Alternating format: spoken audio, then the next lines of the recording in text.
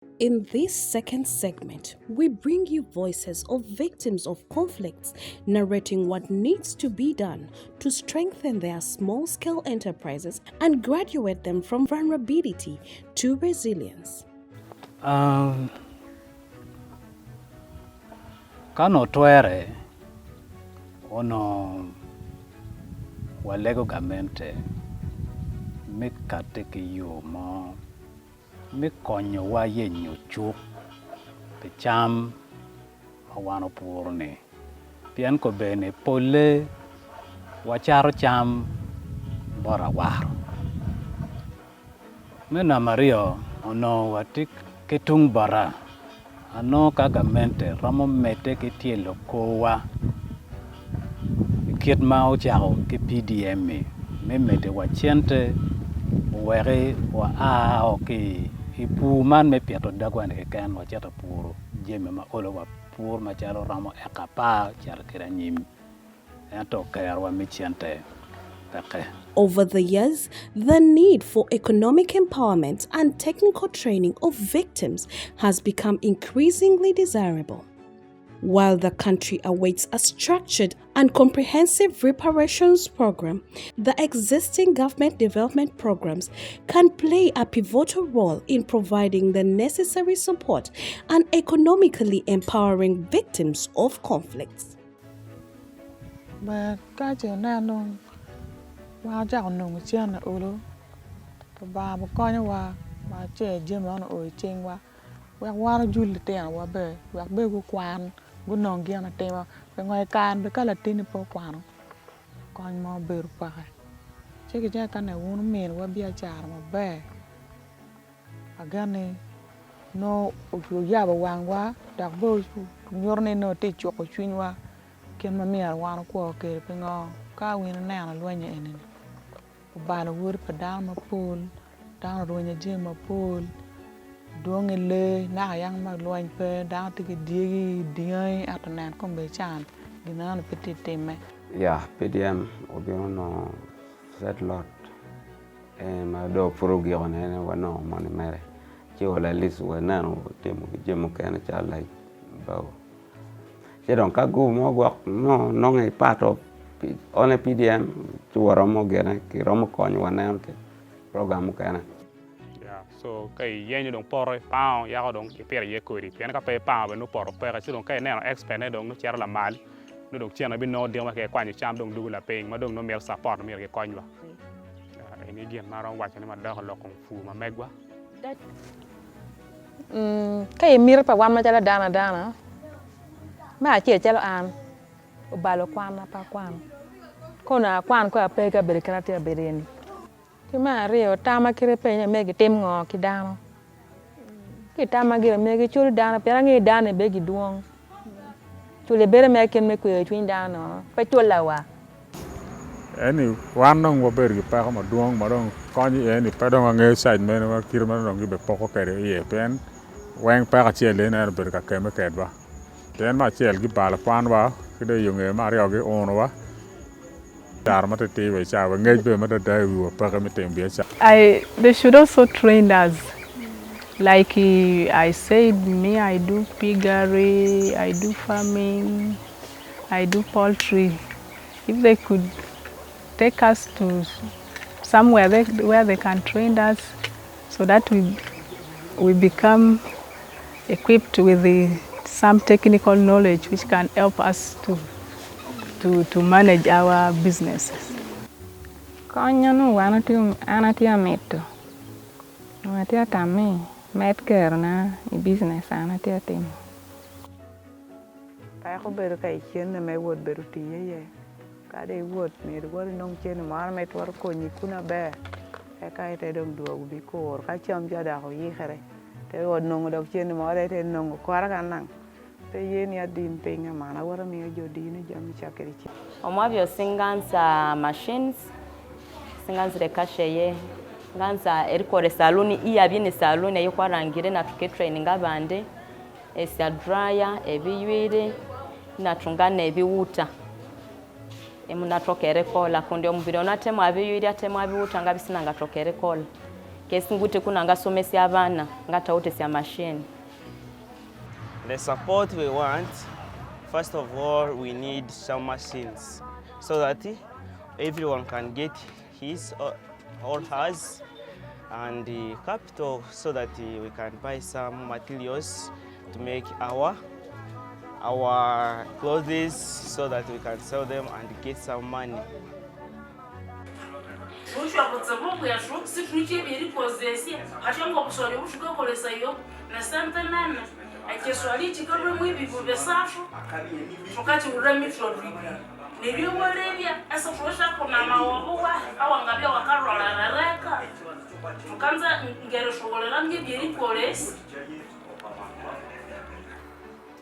After the ADF insurgency, we sat together as a group. We started buying some little cocoa, selling it to other buyers. After then, we have some challenges. The challenges we have little capital. There is price fluctuation. The price keeps on changing. Then there is a lot of competition with other competitors. And we have now little capital. We need support from NGOs, government, and other stakeholders. And we need some trainings with the group members.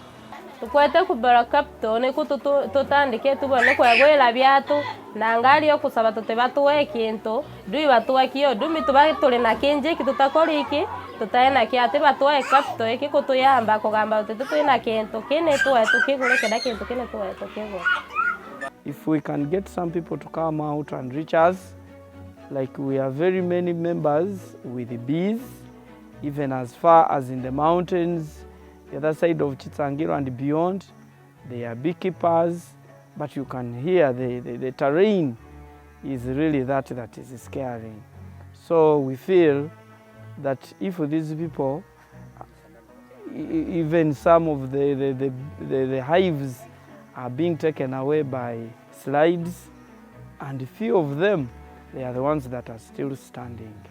So we believe that if some people can reach us and give us support, it can really help us to see how to maintain all these projects. You see, everything is finance. If you have finance, you can really do something that is better. Abwe group yaitu eno ntusaba obuyambi obwa sente nuko tugenda tugure byokukozesa. Nekintu ekindi twineho entebe zino abakusingwa bakwiza ko abantu batabara entebe ezi abantu bagamba ito ntwende entebe eyine na tente kandi hati uzukuba zitaine tente nobulo bakuba nazitwara nziba cheap kusinga nolo muntu oyine tente nabo cyankusobokere kutunga obusagiki bwo kutugura tente oba ya 5 abantu 50 oba 10 na bikombe bibiri byona ukana accommodate anything so no kongera entebe zindi zikafitinga mutente zinko kucharaba kisobokere bakatwegesa skills zo kocha popcorn ezo nizo twatandikira nazo kandi ekitebe kino kikaba kiri cyokuroraho muno awegi business nobo kugenda saha zino musento uko kakaguza noja ankani ngenda kitebe cha popcorn na bakuleta direct ataroho no kukaguza no office ni baba ni bazimanya haziri. Since 2020, Rwenzori Forum for Peace and Justice, RFPJ, a national civil society organization that fosters a culture of peaceful coexistence, access to justice, and respect for human rights, has been advocating for economic rights and empowering victims of past conflicts. In this advocacy, RFPJ engages with policymakers and implementers of government programs to raise awareness and advocate for provision of inclusive and victim-centered social and economic services, and to work with structures of victims in the Rwenzori and northern regions to advocate for policies that prioritize the economic well-being and empowerment of victims. Having heard from victims' voices about their needs and their challenges, I think the current government development programs do not exclusively target victims of past conflicts. For example, some of the requirements like the national IDs and someone's possession of land continue to hinder many of them from accessing government programs. So the government and other actors within the transitional justice arena need to pay attention to the economic needs and provide restorative justice to victims to ensure that they benefit from existing programs. Of course, I know these programs may not be sufficient enough to help them recover from the atrocities, to help them recover from what they went through, but at least they can provide some relief to victims to make sure they regain and begin their lives once more. Then as RFPJ, we are committed to advocacy for all forms of justice, and in this we've been working with government entities, trying to advocate for affirmative action in the existing government programs to enhance access to government programs by victims of past conflicts. What's very important is establishing frameworks that will allow victims to access government funding, to access existing government programs. For example, if we could amend our policies to specifically target victims, looking at their peculiar needs and vulnerabilities and making sure that we remove some of the barriers that continue to hinder them from accessing economic support. And I think moving forward, this is our commitment that we continue to advocate for affirmative action for victims, and we continue to advocate for all forms of justice to ensure that victims live a life of dignity and respect like any other Ugandan. Therefore, what we need moving forward as TJ actors, even as government, is to see how we can take advantage of these existing resources to empower victims of conflicts. For example, the government can mainstream needs and interests of victims for purposes of enhancing incomes, for purposes of enhancing mutual support, for purposes of enhancing these knowledge and skills which these victims can use to better their lives, which victims can use to increase income at the household level, which victims can use to access other resources.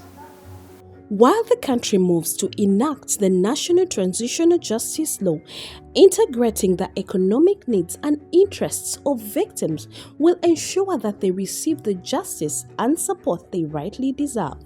And of course, we know very well this country is in the process of making a transitional justice law. What is very important is that this law must take into account the need for victims to be more empowered. We've been calling for the establishment of a victims fund in Uganda, and I think this is an opportunity now for this law to have this fund in place. Once the fund is in place, then victims can now take advantage of it, access resources, and as I said earlier, then be able to invest in the existing projects, including agricultural projects, including strengthening their savings and credit schemes, including getting resources, for example, to undertake medical schemes. Then they can undergo these processes and then eventually enhance their resilience.